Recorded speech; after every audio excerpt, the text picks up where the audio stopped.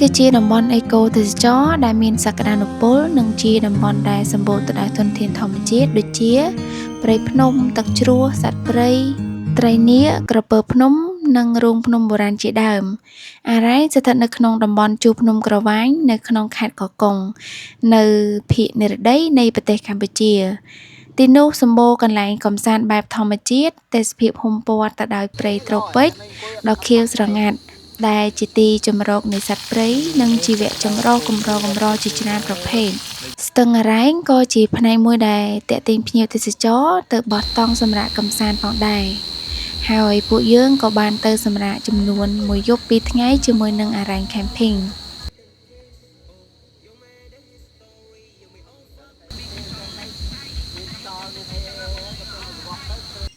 អារ៉ែង Camping ជាកន្លែងសម្រាប់អ្នកដែលចូលចិត្តភាពស្ងប់ស្ងាត់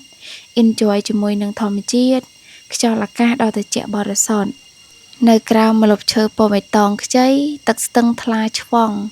ហើយមានសំឡេងបាក់សាយំឆ្លើយឆ្លងគ្នារួមទាំងពោពេញទៅដោយអាប់បណ្ដែតខ្លួននៅលើទឹកនាពេលព្រឹកព្រលឹមជារួមគ្នាផងដែរអ្វីត្បិតតែមានចម្ងាយឆ្ងាយបន្តិចមែនប៉ុន្តែនៅពេលដែលយើងបានទៅដល់តំបន់នេះហើយគឺពិតជាមិនខកបំណងទេនិងមិនមានអារម្មណ៍ថាឆ្ងាយបាត់នូវភាពនឿយហត់គ្រប់យ៉ាងនិងលើសពីអ្វីដែលយើងបានរំពឹងទុកគេងស្ដាប់សំឡេងទឹកធ្លាក់និងសំឡេងទឹកហូរប្រៀបដូចជាចម្រៀងដែលកំពុងច្រៀងបំពេកំដរយើងវាពិតជាមានក្តីសុខផ្លូវចិត្តមែនទែនអារ៉ែង Camping បានរៀបចំឡើងសម្រាប់ភ្ញៀវទេសចរដែលចូលចិត្តស្រឡាញ់ធម្មជាតិចង់ទទួលបានបទពិសោធន៍ថ្មីនិងបានរៀបចំច្នៃប្រឌិតជាបន្ទប់ស្នាក់នៅក៏ដូចជាកន្លែងសម្រាប់បោះតង់ស្អាតៗជាច្រើនប្រភេទផងដែរជាពិសេសនោះគឺមានជាសកម្មភាពកម្សាន្តផ្សេងៗដូចជាជិះម៉ូតូកង់4ជិះខ្សែរ៉កជិះទូកកាយ៉ាក់ជិះក្បូនជិះគោយន្តនិងញ៉ាំអាហារនៅលើក្បូនជាដើមអារ៉ែង Camping បានលាក់ខ្លួនជាមួយនឹងសម្រស់ដ៏ស្រស់ត្រកាលនៅក្នុងព្រៃយ៉ាងជ្រៅ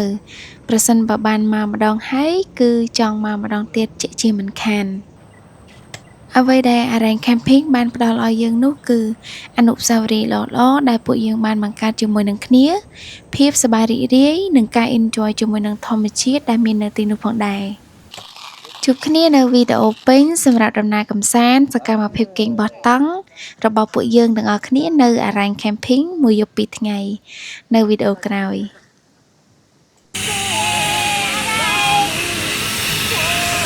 Say